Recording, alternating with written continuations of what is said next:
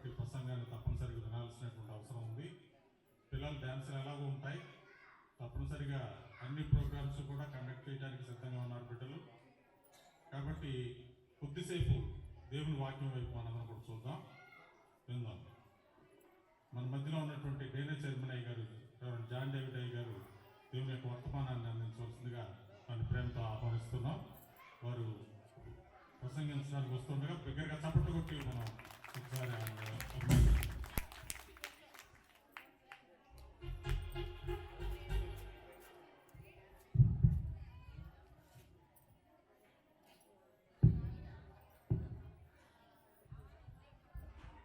దేవునామానికి మహిమ కలుగును గాక.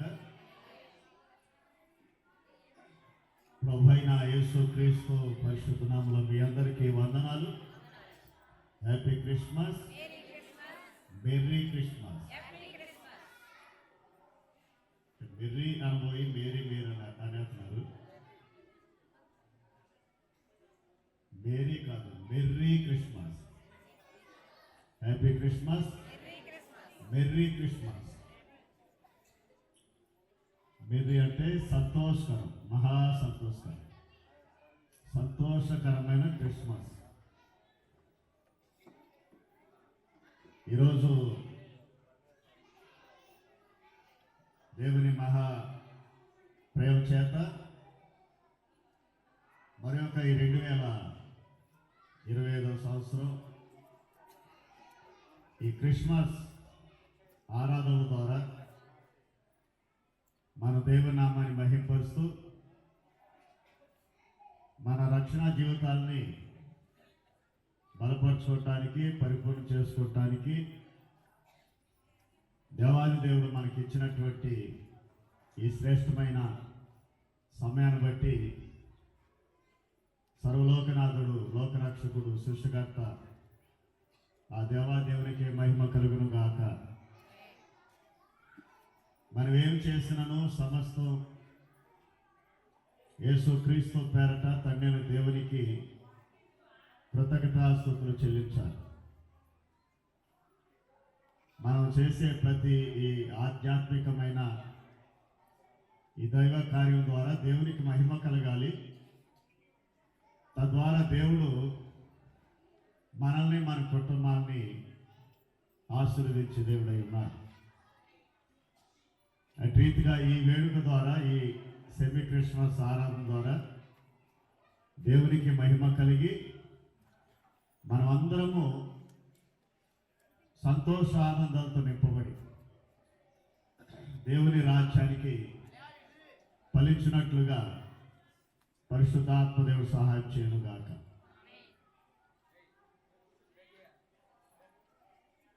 క్రిస్మస్ అంటేనే పిల్లల పండుగ. సెమీ క్రిస్మస్ 25వ తారీఖు క్రిస్మస్ లోకమంతా, సర్వలోకమంతా దేవుణ్ణి ఆరాధించే ఓ పండుగ రోజు. కానీ సెమీ క్రిస్మస్లు అనేవి పిల్లల యొక్క ఆనందం, పిల్లల యొక్క సంతోషం. యూత్ పిల్లలు, కొన్ని సంఘాల్లో యూత్ సెమీ క్రిస్మస్ అంటారు, కొన్ని సంఘాల్లో పిల్లలు సెమీ క్రిస్మస్ అంటారు. అంటే 25కి ముందు జరిగేవి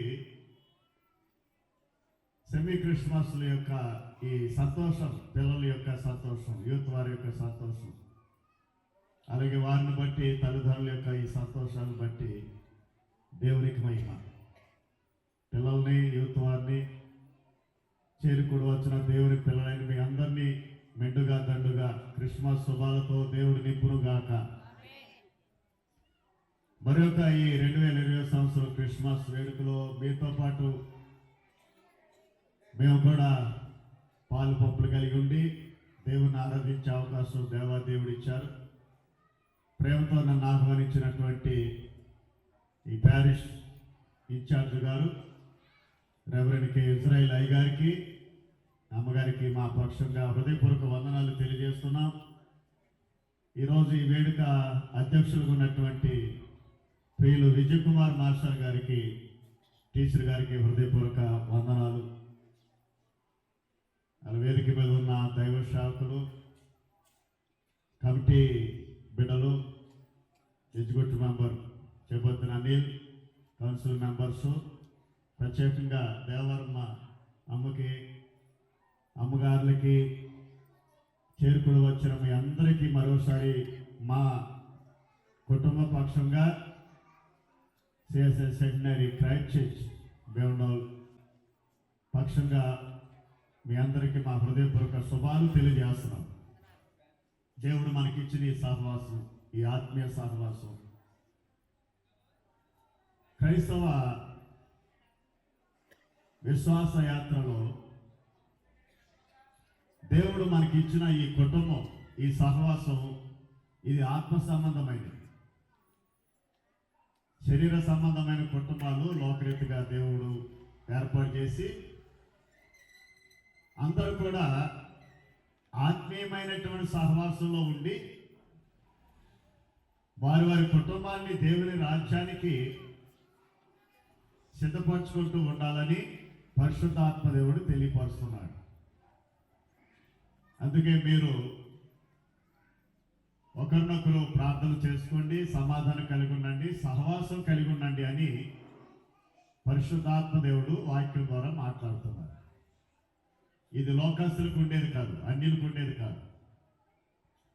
ఇది దేవునిలో మనం ఎక్కడి వారమైనా,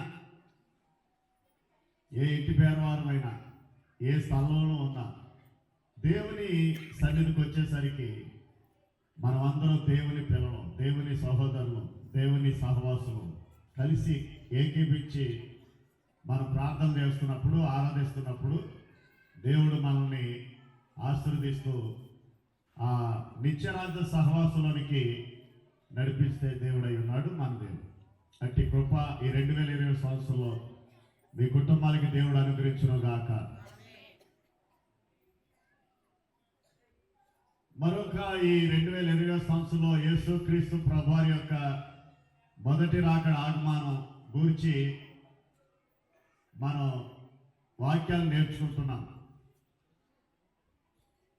ఈ భూమి మీద మనం ఉన్నంత వరకు కూడా మనం నేర్చుకునే వారమై ఉన్నాం. దేవుని వాక్యంలో ప్రతిదినం మనం దేవుని వాక్యంలో ఎదుగుతూ ఉండాలి, ఫలిస్తూ ఉండాలి. దేవుని వాక్యంలో ఒక విశ్వాసి జీవితం పరిపూర్ణముగా కట్టబడుతూ ఉండాలి. అందుకే మనం దేవుని సన్నిధికి రావాలి, దేవుని వాక్యం వినాలి. వినటం వలన విశ్వాసం కలుగుతుంది అన్నాడు. ఆ విశ్వాసంతో మీరేమడిగినానో నేను ఇస్తానని దేవుడు చెప్పారు. కాబట్టి మనం దేవుని సన్నిధికి వచ్చి వాక్యం వినాలి, నేర్చుకుంటూ ఉండాలి. చాలామంది మాకు అన్నీ తెలుసు అనుకుంటారు. చాలామంది మేము ఎన్నోసార్లు మాటలు విన్నాం అనుకుంటారు, ఎన్నోసార్లు వాక్యం చదువుతున్నాం అనుకుంటారు. కానీ అలా అనుకునే వారి యొక్క ఆలోచనలో వారికి ఏమీ తెలియదని అర్థం చేసుకోవాలి. దేవుని వాక్యం ప్రతి దినం పఠిస్తుండాలి, వాక్యం చదువుతుండాలి, ధ్యానిస్తుండాలి, నేర్చుకునే వారం ఉండాలి మనం. అలా వాక్యంలో నువ్వు ఎన్నిసార్లు విన్నా, ఎన్నిసార్లు చదివినా దేవుని వాక్యం జీవజలం లాంటిది, ప్రవహించే జలములాగా మన హృదయాల్లో దేవుని వాక్యం ప్రవహిస్తూనే ఉంటుంది. ఒక విశ్వాసి ఆత్మీయంగా కట్టబడి దేవుని నిత్యత్వానికి వెళ్ళాలంటే వాక్యం నేర్చుకుంటూ ఉండాలి, చదువుతుండాలి, వింటూ ఉండాలి. ఈ దినం ఈ దేవుని వాక్యం అంటే కొద్ది మాటలు మనం శ్రద్ధగా వింటాం. తర్వాత పిల్లల కార్యక్రమం బట్టి సంతోషించవచ్చు. దేవుడు అన్నాడు, ఆనందించుడి, మరలా చెప్పుకును ఆనందించుడు అన్నాడు. అయితే ఆ ఆనందం, ఆ సంతోషం మీలో పరిపూర్ణమైనట్లు అడుగుడి, మీకు ఇస్తానన్నాడు. ఊరికే వచ్చేది ఆనందం అనేది, ఊరికే సంతోషం అనేది లోకరీతిగా కలిగేది కాదండి. లోకరీతి సంతోషాలు వేరుగుంటాయి. కానీ ఈ ఆనందం, ఈ సంతోషం ఆత్మీయ సంబంధమైనది, నిత్య జీవానికి సంబంధించింది. యుగకాల ఉండే ఆ జీవితాన్ని పరిపూర్ణముగా, నెమ్మదిగా, సమాధానంగా నడిపించుకునే ఆనందం క్రీస్తులో మనకి ఇవ్వబడుతుంది. ఆ సంతోషం ఆనందం పొందాలంటే దేవుని సన్నిధిలో మీరు ఉండాలి. దేవుని గురించి చింతపడకూడదు. ప్రతి విషయంలో కూడా మీరు ప్రార్థన చేయండి అని పరిశుద్ధ ఆత్మదేవుడు సేవకుల ద్వారా మాట్లాడి ఉన్నారు. ఈ 2020 సంవత్సరం క్రిస్మస్ ఆనందం మన జీవితంలో పరిపూర్ణం చెందాలి. ఆ పరిపూర్ణ ఆనందంలో మనం ఉండి దేవుని యొక్క రాకడకు సిద్ధపడే వారు ఉండాలి. మనం జీవిస్తున్న ఈ దినాలు ప్రభు రాకడ దినాల్లో ఉన్నాం. ఇంకా మనం పూర్వలాగా క్రిస్మస్ పండుగ అంటూ కాదు. ఈ క్రిస్మస్ వేడుక, ఈ క్రిస్మస్ పండుగలో ఆయన వచ్చిన ఉద్దేశాన్ని మనం నేర్చుకొని రాజులకు రాజుగా రాబోతున్నటువంటి దేవుని కొరకు నేను ఏ రీతిగా సిద్ధపాటు కలిగి ఉంటున్నాను అనేది పరిశీలన చేసుకుంటానికి దేవుడు మనకి ఇచ్చిన ఈ సన్నిధి. అది ఏ వేడుకల ద్వారా కానివ్వండి, ఏ ఆరాధన ద్వారా కానివ్వండి, ఏ కొడుకుల ద్వారా కానివ్వండి, మనం దేవుని రాకడకు రారాజుగా వస్తున్న యేసుని ఎదుర్కొంటానికి సిద్ధపడటానికే దేవుడు మనకి ఇచ్చిన అవకాశాలు ఇవి. మొదట ఆ దేవాది దేవుడు మనిషి కుమారుగా లోకానికి ఎలా వచ్చి ఉన్నారో ఆ లేఖనాన్ని నెరవేర్చి కార్యాలని దేవుడు ఎలా జరిగించున్నారో మనం ఎలా విశ్వసించామో అలాగే దేవుడు రాబోతున్నాడు. ఏ క్షణమైనా ప్రభు రావచ్చు, ఏ క్షణమైనా మన లోకాన్ని విడవచ్చు. క్రైస్తవ విశ్వాసులకి ఏ రోజు లోకాన్ని విడుస్తామో అదే రాకడగా భావించాలి ప్రతివారు. ఆ భాగ్యం దేవుడు మనకి ఎప్పుడు ఇచ్చినా మన దేవుని నిత్యరాజ్యానికి వెళ్ళే వారంగా ఈ సహవాసం, ఈ సన్నిధి, ఈ ఉత్సాహం, ఈ వేడుక, ఈ ఆనందాలతో నింపబడుతూ ఆత్మీయంగా దేవుని కొరకు సిద్ధపాటు కలిగి ఉండే వారమై ఉన్నాం.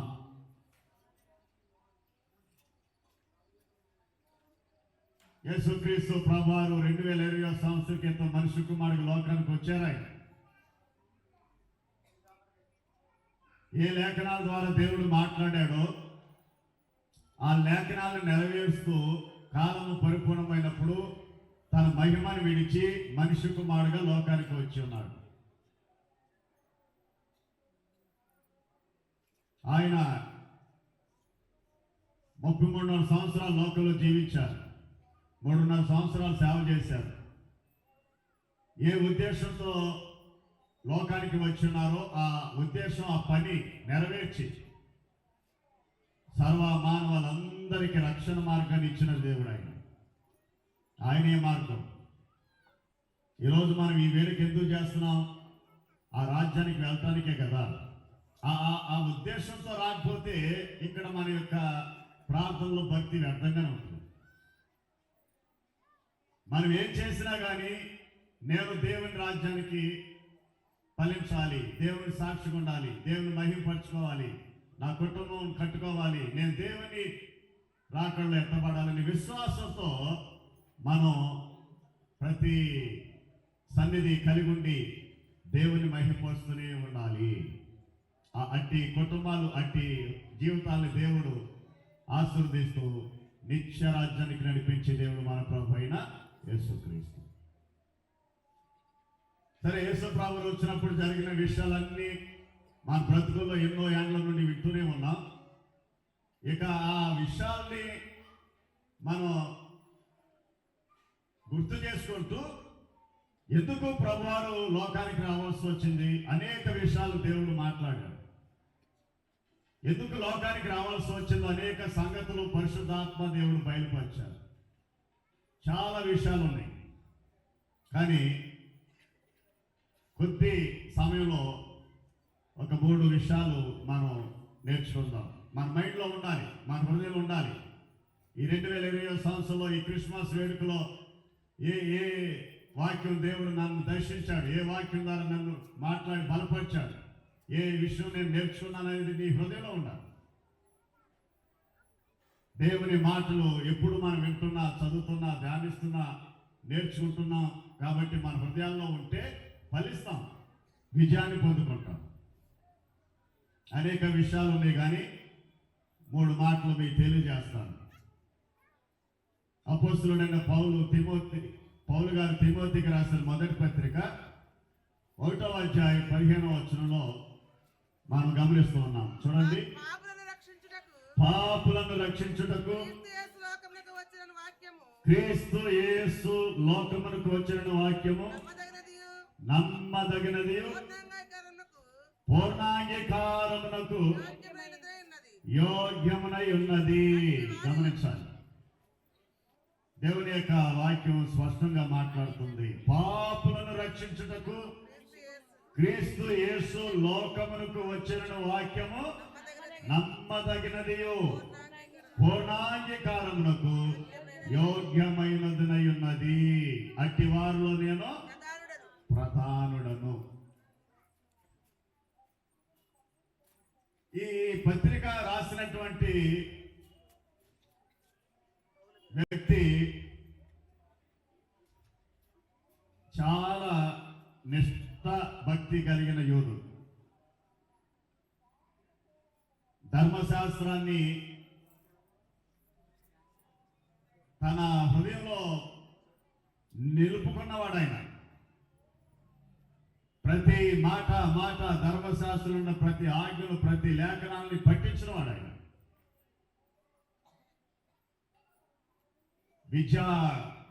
విద్యావంతుడు, విద్యాజ్ఞానం కలిగిన వాడు, పాండిత్యం కలిగిన వాడు.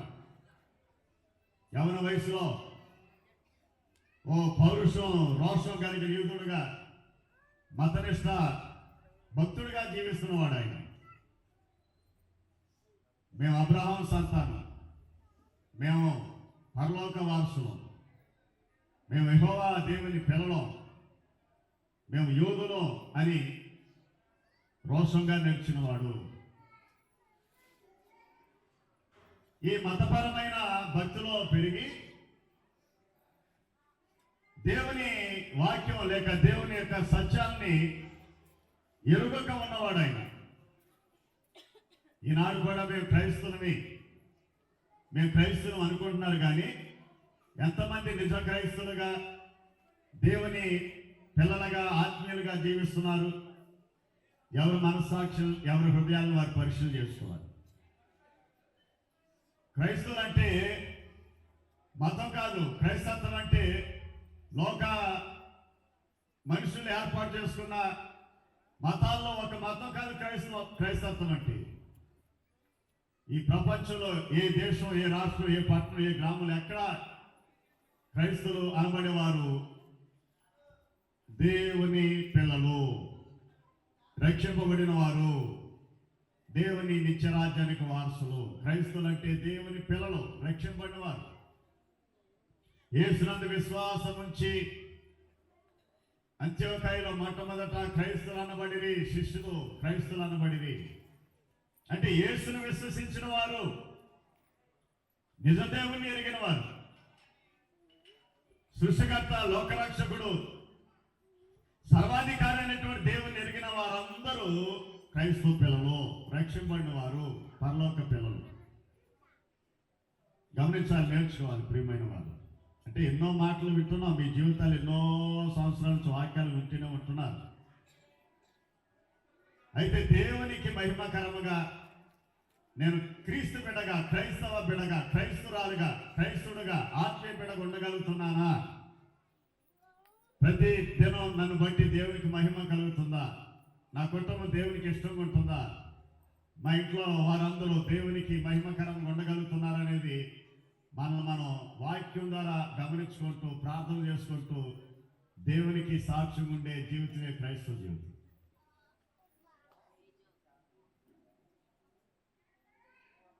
ఈ సత్యాన్ని ఎరగనటువంటి ఈ యోధుడు సౌలుగా ఉన్నప్పుడు యేసుక్రీస్తుని విశ్వసించిన వారిని హింసిస్తూ వచ్చాడు. యేసుక్రీస్తుని నమ్ముకొని ప్రార్థన చేస్తుంటే అక్కడికి వెళ్ళి వారిని బాధ పెట్టేవాడు, కొట్టేవాడు, అవమానపరిచేవాడు. ఎక్కడ యేసు నామాన్ని ఎరిగి ప్రార్థన చేస్తున్నారు అక్కడికి వెళ్ళి గొడవ చేసేవాడు, అల్లరి చేసేవాడు.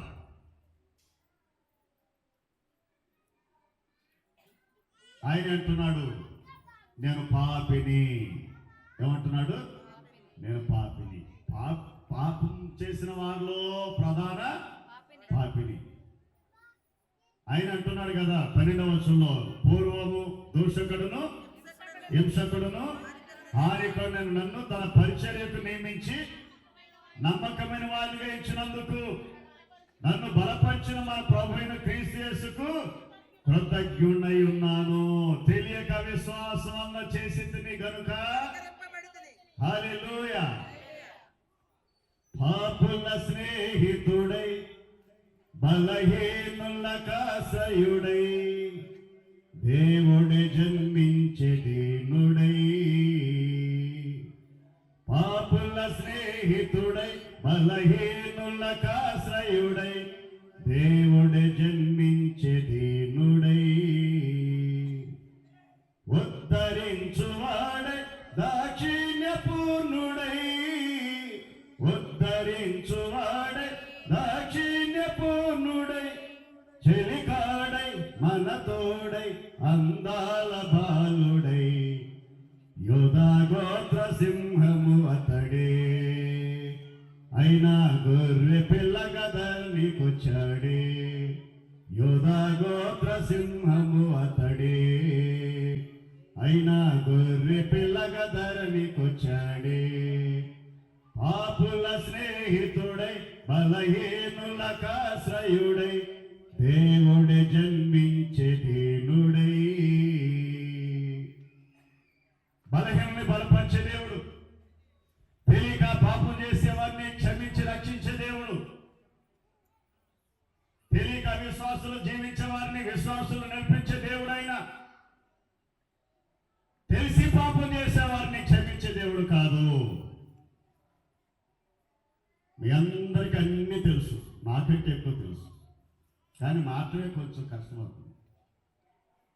మారకపోతే మీ ఇష్టం. అది ఈరోజు మన వాక్యం విన్నాం మందిరంలో, నీతిమంతుడు నీతిమంతుడు ఉండనిమ్ము, అనీతిమంతుడు ఉండనిమ్ము, అపవిత్రుడిని అపవిత్రుడు ఉండనిమ్ము, పరిశుద్ధుడిని పరిశుద్ధుడిగా ఉండనిమ్ము, ఎవడెలా జీవిస్తాడో జీవించనిమ్ము, వాడి క్రియలు నా వెంట వస్తే ప్రతిఫలం ఇచ్చేవాడిని నేను అన్నాడు దేవుడు. దేవునికి మహిమ. హల్లెలూయా.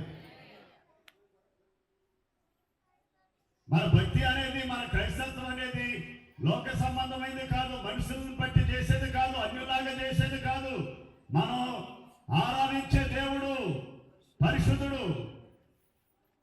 ఆత్మీయ జీవితాలని రక్షించి యుగయుగాలుండే రాజ్యానికి మనం నడిపించగలుగుతున్న దేవుడు మన దేవుడు, సర్వలోకనాథుడు. ఆయనే దేవుడు. పౌలు గారు చెప్తున్నాడు చూడండి 17వ వచనంలో, మొదటి తిమోతి పత్రికలోనే 1:17, సకల యుగములలో రాజయుండి అక్షయుడును అదృష్టుడునగు అద్వితీయ దేవునికి ఘనతయు మహిమయు యుగ యుగములు కలుగునుగాక. ఆమేన్. అందరూ చెప్పండి ఆమేన్. స్వరాలేం రాట్లా, ఇంతమంది ఉన్నారు, స్వరమేం రాట్లా. ఆమేన్ అంటే ఏమిటి మరి? మీకు వద్దా? అవును, మీ కుటుంబాలు మీరు దీవించబడవుతా అమ్మ? మన దేవుడు సకల యుగ యుగాలకు రాజై ఉన్నాడు, సకల సర్వమానవానికి రాజై ఉన్నాడు. ప్రపంచ అన్ని దేశాల్లో, రాష్ట్రాల్లో, పట్టణాల్లో, గ్రామాల్లో, పల్లెల్లో ఆరాధింపబడుతున్న ఒకే ఒక దేవుడు, సర్వలోక దేవుడు, సృష్టికర్త రారాజు యేసయ్యకి మహిమ కలుగును గాక. Happy Christmas, merry Christmas. పౌలు గారు అంటున్నాడు, ఆయన సకల యుగములలో రాజయుండి అక్షయుడును అదృష్టుడునగు అద్వితీయ దేవుడు. హల్లెలూయా. అద్వితీయ దేవుడు ఉన్నవాడైనా, నేను ఉన్నవాడిని అనువాడై ఉన్నానంటాడు. జగత్ పునాది వేయబడక ముందే ఉన్న దేవుడు, సృష్టిని మానవుణ్ణి సృష్టించక ముందే ఉన్న దేవుడు, ఆదిలో ఉన్న దేవుడు తన ప్రజల్ని, సర్వమానవాల్ని, సర్వలోకస్తుల్ని రక్షించి నిత్యరాజ్యంలో యుగ యుగాలు జీవింపచేయటానికి ప్రేమతో తన మహిమను విడిచి మనిషి కుమారుగా లోకానికి వచ్చిన దేవుడు మన ప్రభు యేసుక్రీస్తు. దేవునికి మహిమ కలుగును గాక. రక్షకుడైన యేసుక్రీస్తుకే మహిమ కలుగును గాక. ఇంకెవరైతే పాపంలోనే ఉన్నారో ఈ క్రిస్మస్ ఆరాధన ద్వారా ప్రతి హృదయం దేవుళ్ళలోనికి వచ్చును గాక. ఈ మన ఆరాధన, మన వేడుక, మన ప్రార్థన బట్టి దేవుడు ఈ గ్రామాన్ని, ఈ కుటుంబాన్ని, ఇంకెవరైతే పాపంలోనే ఉంటున్నారో, రక్షణ లేకున్నారో, ఒక ఆత్మైన దేవుని ఎందుకు వచ్చును గాక. ఇంత వేడుక మనం చేస్తున్నామంటే దేవుడు చూస్తూ ఉండగా ఒక ఆత్మ రక్షింపబడింది అనుకో, పరలోకంలో దేవునికి ఏముంటుందంట? సంతోషం ఉంటుంది. ఇక్కడ మనం నవ్వుకుంటాం, సంతోషిస్తాం, ఆనందపడతాం, వెళ్ళిపోతాం, మళ్ళీ మర్చిపోతాం. మళ్ళీ బతుకుంటే 2000. కానీ దేవుడు ఇచ్చే సంతోషం పరిపూర్ణమైంది. మరి ఆ సంతోషం మనకి రావాలంటే, నిన్ను బట్టి నన్ను బట్టి దేవుడికి సంతోషం కలగాలంటే నీ ప్రార్థనలో ఒక ఆత్మనైన దేవునికి నడిపించేదిగా ఉండాలి. ఏ రాజు, ఏ ప్రభు యుగాలు మనల్ని ఏలగొడుతున్నాడో అనే ఆ సత్యాన్ని ఎరిగిన వాడే ఆ దేవుని యందు విశ్వాసం ఉంచి ఆ దేవుని కోసం తన ప్రాణం పెట్టే వరకు అనేక ఆత్మల కోసం ప్రయాసపడిన గొప్ప దైవ భక్తుడు, జనుడు పౌలు గారు. దేవునికి మహిమ. హల్లెలూయా. ఆయన వలె నేను ఉండగలుగుతున్నానా? ఏమండి, పౌలు గారి వలె ఆయన జీవించిన జీవితంలో ఒక చిన్న ఆవగింజంత విశ్వాసం, భక్తి, పరిశుద్ధత నీలో ఉందా? గమనించండి. ఏ ప్రభునైతే తెలుసుకున్నాడో, ఏ రాజునైతే తెలుసుకున్నాడో తన జీవితాన్ని మార్చుకున్నాడు. ఆయన తన మతాన్ని విడిచిపెట్టాడు, తన ఆచార భక్తిని విడిచిపెట్టాడు, తన అలవాటు భక్తిని విడిచిపెట్టాడు.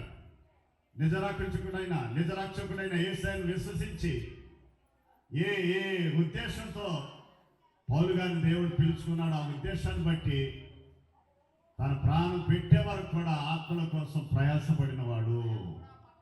ఈరోజు ప్రపంచానికి ఒక గొప్ప సాక్షిగా పౌలు గారు నిలబడ్డాడు. ఆయన ఏం సాక్ష్యం ఇస్తున్నాడు? పాపులను రక్షించడానికి యేసుక్రీస్తు లోకమునికి వచ్చిన వాక్యము నమ్మదగినది, అది పూర్ణాంగీకారమైనది. అయ్యా, నేను పాపిని, తల్లి గర్భంలో పుట్టినది మొదలుకొని పాపిని, పాప స్వభావంలో పుట్టి పెరుగుతున్నాను అంటే ఏదైనా చెడు పనులే చేయవసరంలా, చెడు అలవాట్లే కలిగి ఉన్న అవసరంలా. అసలు నీవు పుట్టే ఈ భూమి మీద మనిషిగా ఎదిగి బ్రతుకుతున్నామంటేనే పాపంలో పుట్టి పాపంలో పెరుగుతున్నాం. ఆ పాప స్వభావం బట్టి మనిషి ఏం చేస్తున్నాడు? పాప చెడు పనులకి వెళ్తున్నాడు, చెడు అలవాట్లకు గురవుతున్నాడు, లోకం వైపు వెళ్తున్నాడు, సైతాన్లో ఉండిపోతున్నాడు, దురాత్మతో ఉండిపోతున్నాడు. లోకమే జీవితం, ఈ తిట్టం, తాగటం, ఆనందించటం, గంతులు వేయటం, ఇది అనుకుంటున్నాడు. కానీ ఇది కాదు జీవితం అంటే. దేవుడు నీకు ఇచ్చిన జీవితం యుగయుగాలు ఆయన రాజ్యంలో ఉండాలి. దేవుని స్తోత్రం. హల్లెలూయా. ఆ జీవితంలోనికి నువ్వు రావాలంటే యేసు ప్రభుని హృదయంలోనికి రావాలి. యేసయ్య నీ హృదయంలో పుట్టాలి. ఆనాడు సర్వమానవాళి కోసం తన మహిమను విడిచి మనిషి కుమారుగా కన్య గర్భంలో పరిశుద్ధాత్మ చేత రూపించబడి 9 మాసాలు పెరిగి తల్లి గర్భము నుండి జన్మించి ఆ తల్లి పెంపకములో, తండ్రి యేసే పెంపకములో పెరిగి యవన కాలమున దేవునికి తను తాను సమర్పించుకుని పరిశుద్ధాత్మతో నింపబడిన వాడై సర్వమానవులందరి పాపాన్ని సిలువలో మోసి రక్తం కాచి ప్రాణం పెట్టి మరణాన్ని జయించి కుమారుడు యేసయ్యే ఈ భూమి మీద ప్రతి మనిషికి రక్షకుడై ఉన్నాడు. హ్యాపీ క్రిస్మస్ నా ప్రియదేని బిడ్డ. వినవండి, ప్రభు రాబోతున్నాడు. నడవడికలు మార్చుకోండి, జీవితాలు మార్చుకోండి. నీ కొరకే నువ్వు దేవుని రాజ్యానికి వెళ్ళాలి, లేదంటే నరకానికి వెళ్ళిపోతావు, అగ్నిగుండానికి వెళ్ళిపోతావు. యుగాలు అగ్నిలో నీ జీవితం మలమల మారుతూ ఉంటుంది. ఆ అగ్నిని, ఆ నరకాన్ని తప్పించి నిత్య జీవం నీకు ఇచ్చి యుగాలు ఉండే ఆ రాజ్యంలో సంతోషం ఆనందంతో ఉండే ఆ జీవితం కోసం దేవుడు మన మధ్యకు వచ్చాడు, మనకి మార్గాన్ని ఇచ్చాడు. నేను వాక్యంలో ఈ రక్షణ మార్గంలో దేవుని బిడ్డగా ఉంటున్నానని ఆ విశ్వాసం, ఆ సంతృప్తి నీలో ఉంటే దేవుడు నిన్ను బట్టి సంతోషించి దేవుడై ఉన్నాడు. హల్లెలూయా.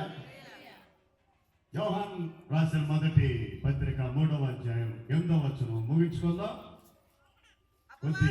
అపవాది మొదటి నుండి పాపం చేయుచున్నాడు గనుక పాపము చేయవాడు అపవాది సంబంధి.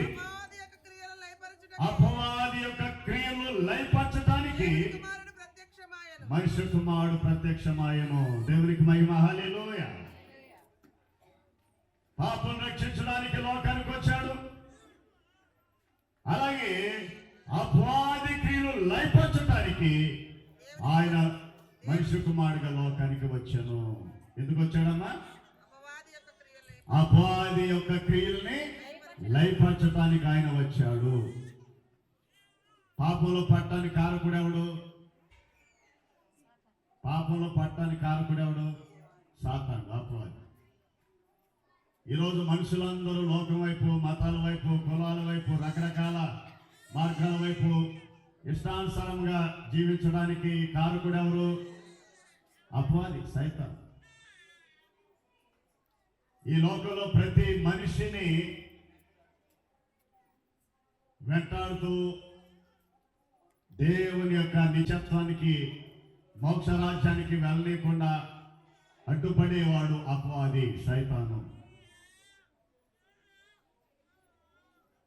మీరు అపవాదుని ఎదిరించండి, వాడు మీ వద్ద నుండి పారిపోతాడన్నాడు పరిశుద్ధాత్మదేవుడు. ఎందుకు ఎదిరించమంటున్నాడు? మనల్ని బలహీనపరిచేవాడు, అబద్ధాలు ఆడించేవాడు, మోసం చేయించేవాడు, ఆచార భక్తులను నడిపించేవాడు,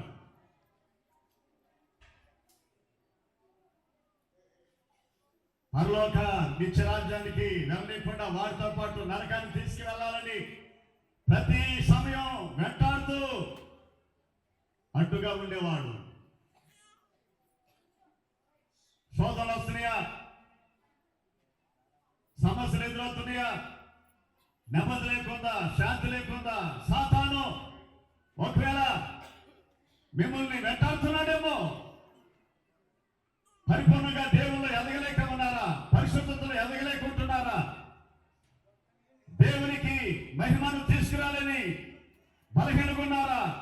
అపవాది, సైతాను మన పక్కన ఉన్నాడేమో. గుర్తిరిగి ఈ 2020 సంవత్సరంలో పరిశుద్ధాత్మ దేవుడు గుర్తు చేస్తున్నాడు. అపవాది క్రియల్ని లయపరచడానికి ఆయన లోకానికి వచ్చాను. దేవునికి మహిమ. హల్లెలూయా. ఏ దేవుని పిల్లలైన ఆదాము హవ్వల్ని ఆ దుష్టుడు, సైతాను, అపవాది మోసం చేసి పాపంలో పడటానికి కారకుడయ్యాడు. ఆ అపవాదితో యేసయ్య అన్నాడు, నీ తల నేను చితక త్రొక్కుతానన్నాడు. సిలువలో సాతాను యొక్క తలను చితక తొక్కి విజయాన్ని ఇచ్చిన రక్షకుడు మన ప్రభువు యేసయ్య. హల్లెలూయా.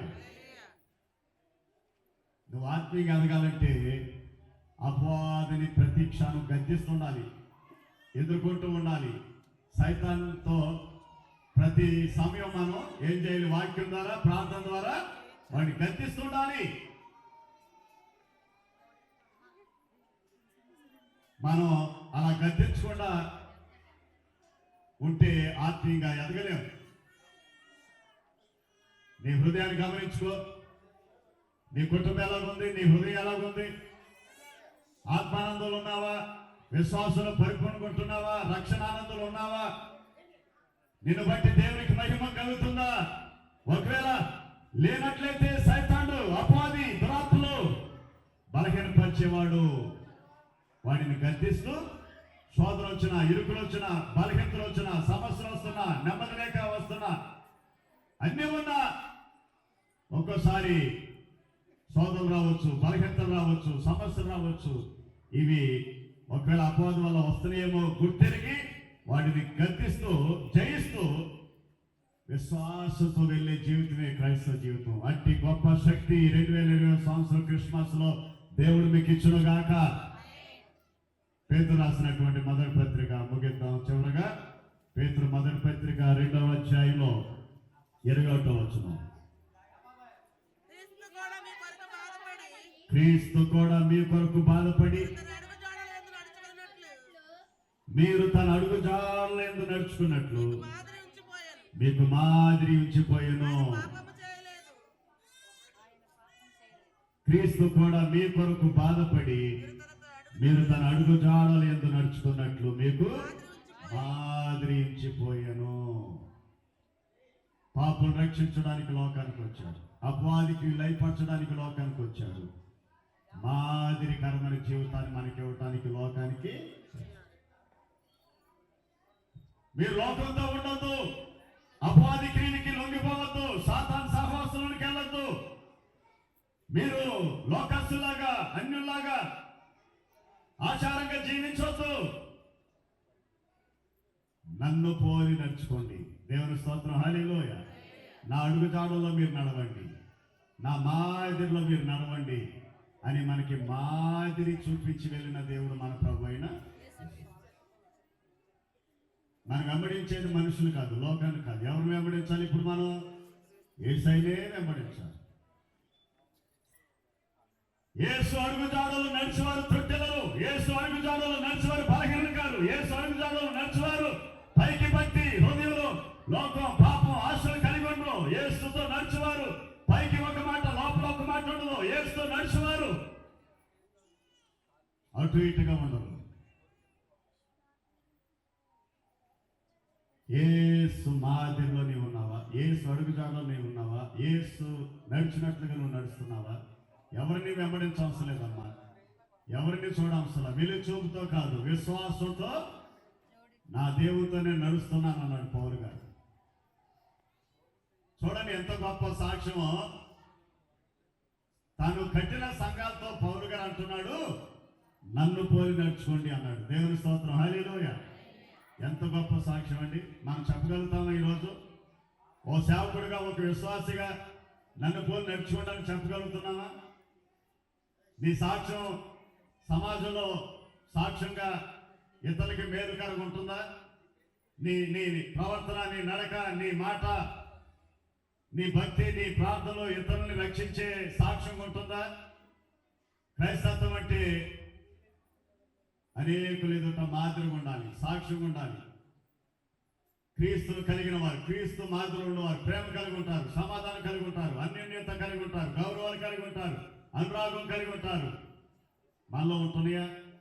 ఒక లేకపోతే దేవుడిచ్చాడు ఈ అవకాశం. ఈ సంవత్సరం మీ జీవితాలు మారును గాక, క్రీస్తులోనికి మీరు వచ్చును గాక, వాక్యంలో జీవించును గాక, దేవుని నిత్యత్వాన్ని ఫలించును గాక.